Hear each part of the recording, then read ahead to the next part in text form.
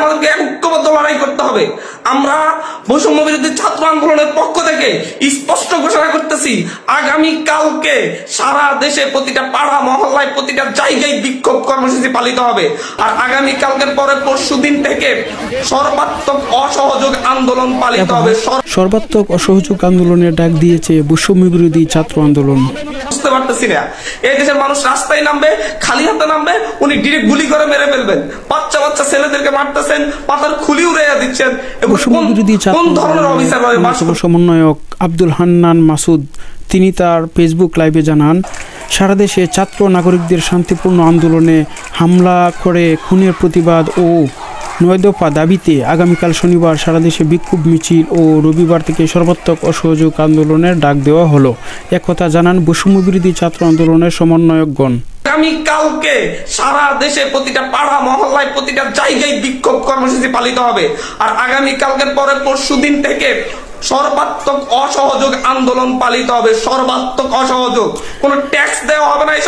এদিকে আব্দুল হান্নান মাসুদ আরও জানান, তিনি সরকারকে অসহযোগ করার আহ্বান জানান।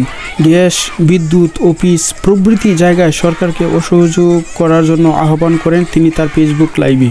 সরকারকে সর্বাত্মক অসহযোগিতা করা হবে। কেউ ট্যাক্স দিবেন না, প্রয়োজন বিদ্যুৎ বিল দেওয়া যাবে না, গ্যাস বিল দেওয়া যাবে না, প্রয়োজনে কাঠে রান্না করা হবে, প্রয়োজনে প্রত্যেকে প্রয়োজনে মোমবাতি জ্বালানো হবে।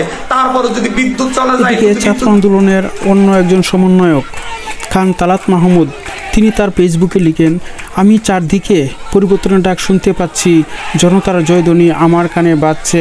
হয়তোবা আমি থাকবো না, কিন্তু আপনারা শরীরের শেষ রক্তবিন্দু পর্যন্ত লড়ে যাবেন।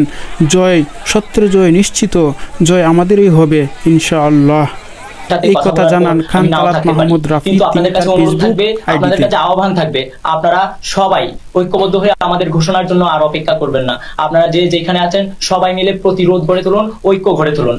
আপনারা আজকে দেখেছেন আপনাদের সন্তানদের। তিনি আরো জানান, সারা দেশে ছাত্র নাগরিকদের শান্তিপূর্ণ আন্দোলনে হামলা করে খুনের প্রতিবাদ ও 9 দফা দাবিতে আগামীকাল শনিবার সারা দেশে বিক্ষোভ মিছিল ও রবিবার থেকে অনির্দিষ্টকালের জন্য সর্বাত্মক অসহযোগ আন্দোলনের ডাক দেওয়া হলো।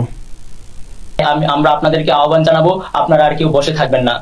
আমাদের আজকে শান্তিপূর্ণ আন্দোলনে সরকারের লেলিয়ে দেওয়া বাহিনী এবং ছাত্রলীগ, যুবলীগ সহ বিভিন্ন যারা আছে। খান তালাত মাহমুদ আরো জানান, সারা দেশের আপামর জনসাধারণকে অলিতে গলিতে পাড়ায় পাড়ায় সংগঠিত হয়ে কর্মসূচি সফল করার একজন কৃষকের সন্তান, আমার রক্তে আমার শ্বাসে প্রশ্বাসে নিঃশ্বাসে মিশে আছে কৃষকের যেই ঘাম, কৃষকের যেই কষ্ট। আমি আপনাদের কথা বুঝি। আপনারা দেখেছেন আমাদেরকে কিভাবে নির্যাতনের শিকার হতে। চয় সমন্বয়কে ডিবি কার্যালয়ে তুলে নিয়ে আন্দোলন প্রত্যাহারের ঘোষণা তারা স্বেচ্ছায় দেননি বলে জানান চয় সমন্বয়কগণ। তিনারা বলেন, বৈষম্য বিরোধী ছাত্র আন্দোলনের কোনো সিদ্ধান্ত ডিবি অফিস থেকে আসতে পারে না।